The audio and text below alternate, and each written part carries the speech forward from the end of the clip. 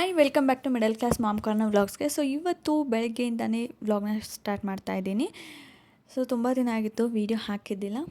ಇವಾಗ ಪೂಜೆ ಎಲ್ಲ ಮುಗೀತು. ಸೊ ಬೆಳಗ್ಗೆ ಟಿಫನ್ ಎಲ್ಲ ಕಟ್ಟಿ ಕಳಿಸಿದ್ದೆ, ಅದ್ರದ್ದೇನು ಶೇರ್ ಮಾಡ್ಕೊಂಡಿಲ್ಲ.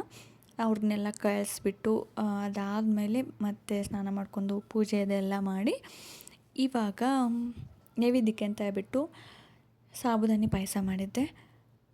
ಅದೆಲ್ಲ ಆದಮೇಲೆ ಮತ್ತೆ ಮನೆಯೆಲ್ಲ ಕ್ಲೀನ್ ಮಾಡಿಕೊಂಡು ಇವಾಗ ಒಂದು ಸ್ವಲ್ಪ ಕೊಬ್ಬರಿ ಉಳಿದಿತ್ತು, ಆ ಕೊಬ್ಬರಿ ಉಂಡೆ ಕಟ್ಟಿದರೆ ಆಯಿತು ಅಂತ ಹೇಳ್ಬಿಟ್ಟು ಮಾಡ್ತಾಯಿದ್ದೀನಿ. ಸೊ ಕೊಬ್ಬರಿನ ಸಣ್ಣದಾಗಿ ಹೆಚ್ಕೊಂಡಿದ್ದೀನಿ. ಬೆಲ್ಲ, ಹಾಗೆ ಗಸಗಸೆ, ಏಲಕ್ಕಿ, ಬಾದಾಮಿ, ತುಪ್ಪ, ಹಾಗೆ ಈ ಒಂದು ಬಟ್ಟಲಲ್ಲಿ ಏನಿದೆ ಅಂದರೆ ಉತ್ತತ್ತಿನ ಪುಡಿ ಮಾಡಿ ಇಟ್ಕೊಂಡಿದ್ದೀನಿ. ಉತ್ತತ್ತಿನ ಫ್ರೈ ಮಾಡಿಬಿಟ್ಟು ಪುಡಿ ಮಾಡಿ ಇಟ್ಕೊಂಡಿದ್ದೀನಿ.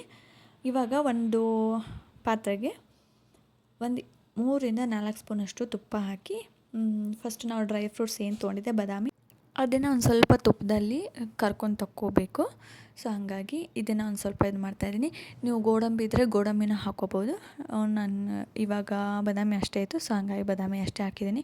ಈ ಕೊಬ್ಬರಿ ಏನಂದರೆ ಇವಾಗ ಏನಾದರೂ ಪೂಜೆದು ಇದ್ದಾಗ ಹೊಡೆದಿರ್ತೀವಲ್ವ, ಅದನ್ನು ಒಣಗಿಸಿಟ್ಟಿದ್ದೆ.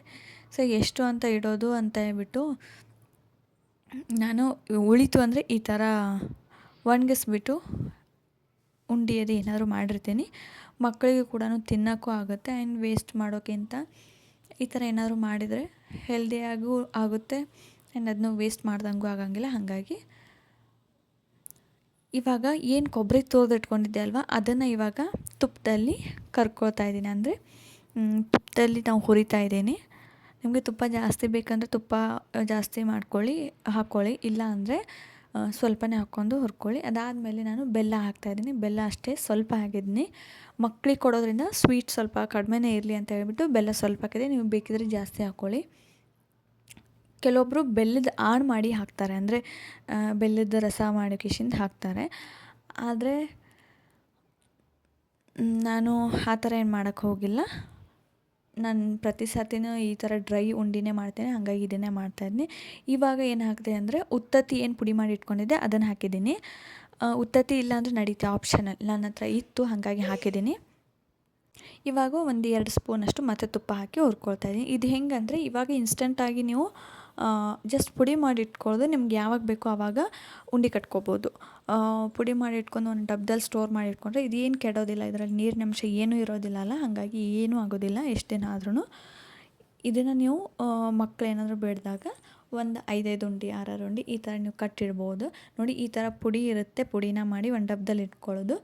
ಉಂಡೆ ಮಾಡಬೇಕಿದ್ರೆ ಏನು ಮಾಡಬೇಕು ಅಂದರೆ ಒಂದು ಸ್ವಲ್ಪ ಬಿಸಿ ಹಾಲನ್ನ ಒಂದು ಸ್ವಲ್ಪ ಖಡಕ್ಕಾಗಿ ಬಿಸಿ ಮಾಡಿಕೊಂಡು ನಿಮ್ಗೆ ಎಷ್ಟು ಉಂಡೆ ಬೇಕು ನೋಡಿ ಅಷ್ಟು ಉಂಡೆಗೆ ಆ ಹಾಲನ್ನ ಹಾಕ್ಕೊಂಡು ಮಿಕ್ಸ್ ಮಾಡಿ ಲಡ್ಡು ಕಟ್ಟಿ ಕೊಡ್ಬೋದು. ನಾನಿಲ್ಲಿ ಗಸಗಸೆ, ಏಲಕ್ಕಿ ಪುಡಿ, ಬಾದಾಮಿ ಇಷ್ಟನ್ನು ಹಾಕಿ ಕಲಿಸ್ತಾಯಿದ್ದೀನಿ. ಸೊ ಇದನ್ನೆಲ್ಲ ಕಲಿಸ್ಕೊಂಡು ನಿಮಗೆ ಯಾವಾಗ ಉಂಡೆ ಬೇಕಾಗುತ್ತೋ ಅಷ್ಟೇ ತೊಗೊಂಡ್ಬಿಟ್ಟು ಅಷ್ಟೇ ಪುಡಿನ ತೊಗೊಂಡು ಅದರಲ್ಲಿ ಬಿಸಿ ಹಾಲು ಹಾಕಿ ಮಕ್ಕಳಿಗೆ ಉಂಡೆ ಕಟ್ಟಿ ಕೊಡ್ಬೋದು. ಓಕೆನಾ?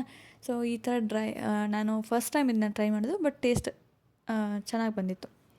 ಆಮೇಲೆ ಇನ್ನೊಂದು ಏನಂದರೆ ಸ್ನ್ಯಾಕ್ಸ್ ರೆಸಿಪಿ. ಸೊ ಇದನ್ನು ನೀವು ಸ್ನ್ಯಾಕ್ಸಿಗೂ ಕೂಡ ಕೊಡ್ಬೋದು. ನಿಮಗೆಲ್ಲ ಕೂಡ ಗೊತ್ತೇ ಇದೆ ಆಲ್ರೆಡಿ. ಮಕ್ಕಳಿಗೆ ಈ ಒಂದು ಕಾಬೂಲಿ ಕಡಲೆ ಮಕ್ಕಳಿಗೆ ಹೆಲ್ತಿಗಂತೂ ತುಂಬಾ ಒಳ್ಳೆಯದು. ಹಾಗಾಗಿ ಕಾಬೂಲಿ ಕಡಲೆ ಈ ಥರ ತಿನ್ನೋದಿಲ್ಲ ಅಂದರೆ ಈ ಥರ ಏನಾದರೂ ವಡಾ ಥರ ಮಾಡಿಕೊಟ್ರೆ, ಆಮೇಲೆ ತಾಲಿಪಟ್ಟಿ ಥರ ಮಾಡಿಕೊಟ್ರೆ ಮಕ್ಕಳು ಇಷ್ಟಪಟ್ಟು ತಿಂತಾರೆ. ನಾನಿಲ್ಲಿ ಮಿಕ್ಸಿಗೆ ಕಾಬೂಲಿ ಕಡಲೆ, 1 ಹಸಿಮೆಣ್ಸಿಕಾಯಿ, ಒಂದು ಸ್ವಲ್ಪ ಕೊತ್ತಂಬರಿ, ಜೀರಿಗೆ, ಉಳ್ಳಿಗಡ್ಡೆ ಇದನ್ನು ಹಾಕಿದ್ದೀನಿ. ಒಂದು ಅರ್ಧ ಶುಂಠಿ, ಬೆಳ್ಳುಳ್ಳಿ ಇತ್ತಂದರೆ ನೀವು ಅದನ್ನು ಹಾಕ್ಕೋಬೋದು, ಇಲ್ಲಾಂದರೆ ಸ್ಕಿಪ್ ಮಾಡಿ ನಡೆಯುತ್ತೆ. ಸೊ ಸ್ವಲ್ಪ ಜೀರಿಗೆ ಹಾಕಿಬಿಟ್ಟು ನಾನು ಮಿಕ್ಸಿ ಮಾಡ್ಕೊತಾ ಇದ್ದೀನಿ. ಸೊ ಇದು ಸ್ವಲ್ಪ ಚೌಡಾದರೆ ನಡೆಯುತ್ತೆ, ಒಂದು ಸ್ವಲ್ಪ ದಪ್ಪನೇ ಇರಬೇಕು, ಟೇಸ್ಟ್ ಆಗುತ್ತೆ. ಹಾಗಾಗಿ ನನ್ನ ಮಿಕ್ಸಿನಲ್ಲಿ 1-2 ಕಾಳು ಹಾಗೆ ಉಳಿದಿತ್ತು, ಹಾಗಾಗಿ ಮತ್ತೆ ಅದನ್ನ ವಾಪಸ್ ಹಾಕ್ಬಿಟ್ಟು ರುಬ್ಕೊಳ್ತಾ ಇದ್ದೀನಿ. ಟೇಸ್ಟ್ ಮಾತ್ರ ಒಂಥರ ಹಿಂಗಾಗುತ್ತೆ ಅಂದರೆ ಮದ್ದೂರು ವಡೆ ಅಂತಾರಲ್ಲ ಅದೇ ಥರ, ಬಟ್ ಕ್ರಿಸ್ಪಿ ಇರೋದಿಲ್ಲ. ಮೇಲ್ಗಡೆ ಕ್ರಿಸ್ಪಿ ಇರುತ್ತೆ, ಒಳಗಡೆ ಸಾಫ್ಟಾಗಿರುತ್ತೆ, ಮಕ್ಕಳಿಗೆ ಹೆಲ್ದಿಯಾಗಿ ಇರುತ್ತೆ ಆ್ಯಂಡ್ ತಿನ್ನೋಕ್ಕೂ ಕೂಡ ಈಸಿ. ಹಾಗಾಗಿ ಅದನ್ನು ಮಾಡ್ಕೋಬೋದು.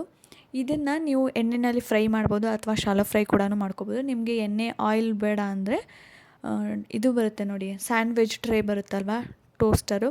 ಸೊ ಅದರಲ್ಲಿ ಕೂಡ ನೀವು ಹಾಕಿ ಟೋಸ್ಟ್ ಥರ ಅಂದರೆ ಸ್ಯಾಂಡ್ವಿಚ್ ಥರ ನೀವು ಮಾಡ್ಬೋದು. ಅದು ಅಂದರೂ ಸಖತ್ತಾಗಿರುತ್ತೆ, ಕ್ರಿಸ್ಪಿಯಾಗಿರುತ್ತೆ. ಸೊ ನನ್ನ ಹತ್ರ ಸ್ಯಾಂಡ್ವಿಚ್ ಒಂದು ಮೇಕರ್ ಇರಲಿಲ್ಲ, ಹಾಗಾಗಿ ನಾನು ಇದರಲ್ಲೇ ಈ ಥರ ವಡೆ ಥರ ಮಾಡಿದ್ದೀನಿ. ಸೊ ನಿಮಗೆ ಯಾವ ಶೇಪ್ ಬೇಕೋ ಆ ಶೇಪ್ನ ಮಾಡ್ಕೋಬೋದು. ಇಲ್ಲಿ ಸ್ವಲ್ಪ ಉಳ್ಳಾಗಡ್ಡಿ, ಕೊತ್ತಂಬರಿ, ಜೀರಿಗೆ, ಉಪ್ಪು ಇದನ್ನ ಹಾಕಿದ್ದೀನಿ. ಖಾರಕ್ಕೆ ನಾನೇನು ಜಾಸ್ತಿ ಹಾಕಿಲ್ಲ, ಒಂದೇ ಒಂದು ಹಸಿಮೆಣ್ಸಿಕಾಯಿ ಬಳಸಿದ್ದೀನಿ ಅಷ್ಟೇ. ಸೊ ಮಕ್ಕಳಿಗೆ ಹೆಲ್ದಿ ಆಗಿರುತ್ತೆ. ಯಾರೆಲ್ಲ ಕಾಳು ತಿನ್ನೋದಿಲ್ಲ ಅಂತ ಅಂತೀರ, ಸೊ ಅಂಥವ್ರು ಈ ಥರ ಏನಾದ್ರು ಡಿಫ್ರೆಂಟಾಗಿ ಮಾಡಿಕೊಟ್ರೆ ಮಕ್ಕಳು ಕೂಡ ಇಷ್ಟಪಟ್ಟು ತಿಂತಾರೆ. ಸೊ ಹೆಲ್ದಿಯಾಗಿ ಕೂಡ ಇರುತ್ತೆ. ನಿಮಗೆ ಇದರಲ್ಲಿ ಇನ್ನೂ ಏನಾದರೂ ವೆಜಿಟೇಬಲ್ಸ್ ಆ್ಯಡ್ ಮಾಡೋದಿದ್ರೆ ಆ್ಯಡ್ ಮಾಡ್ಬೋದು. ಕ್ಯಾರೆಟು, ಕ್ಯಾಬೇಜು ಆ್ಯಂಡ್ ಆಲೂಗಡ್ಡೆ, ಬಟಾಟಿ ಎರಡು ಒಂದೇ. ನಾನು ಅದನ್ನು ನಿಮ್ಗೆ ಹೇಳಿದೆ.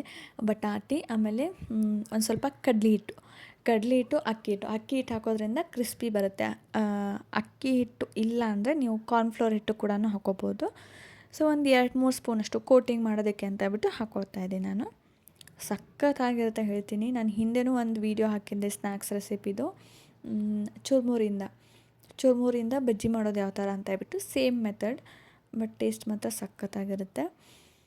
ಏನಾದರೂ ಮನೇಲಿ ಇರೋದ್ರಿಂದನೇ ಏನಾದರೂ ಒಂದು ಡಿಫ್ರೆಂಟಾಗಿ ಮಾಡಿಕೊಟ್ರೆ ಅವ್ರಿಗೆ ಕೂಡ ಇಷ್ಟ ಆಗುತ್ತೆ. ಆ್ಯಂಡ್ ಅವ್ರಿಗೆ ಹೊಸ ಥರ ಫೀಲ್ ಆಗುತ್ತೆ. ಒಂದನ್ನೇ ಮಾಡಿಕೊಡೋದಕ್ಕಿಂತ ಅದನ್ನು ಡಿಫ್ರೆಂಟಾಗಿ ಮಾಡಿಕೊಡೋದ್ರಿಂದ ಅವ್ರು ಇಷ್ಟಪಟ್ಟು ತಿಂತಾರೆ. ಹಾಗಾಗಿ ಈ ಥರ ಏನಾದರೂ ಟ್ರೈ ಮಾಡ್ತಾಯಿರಿ.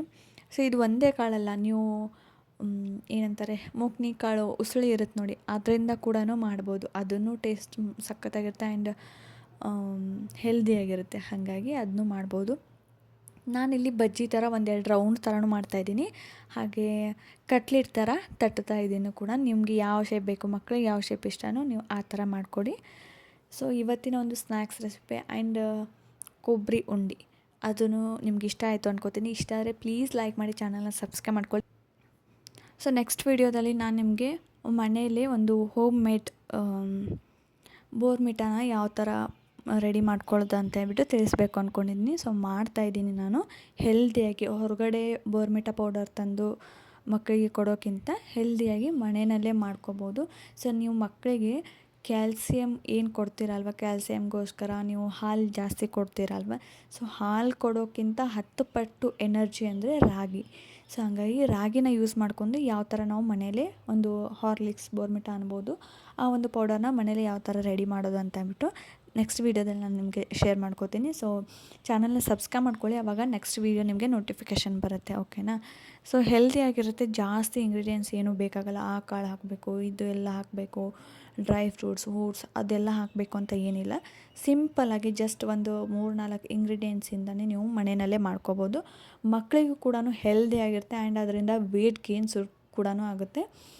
ನೀವು ಹಾಲು ಕೊಡೋದಕ್ಕಿಂತ ಬದಲಾಗಿ ಈ ಒಂದು ಪೌಡರ್ನ ಅವರ ಒಂದು ಡೈಲಿ ರುಟೀನಲ್ಲಿ ಆ್ಯಡ್ ಮಾಡೋದ್ರಿಂದ ವೇಟ್ ಗೇನ್ ಆಗುತ್ತೆ ಮಕ್ಕಳದು. ಹಾಗಾಗಿ ಸೊ ಅದನ್ನ ನಾನು ನೆಕ್ಸ್ಟ್ ವೀಡಿಯೋದಲ್ಲಿ ಶೇರ್ ಮಾಡ್ತೀನಿ.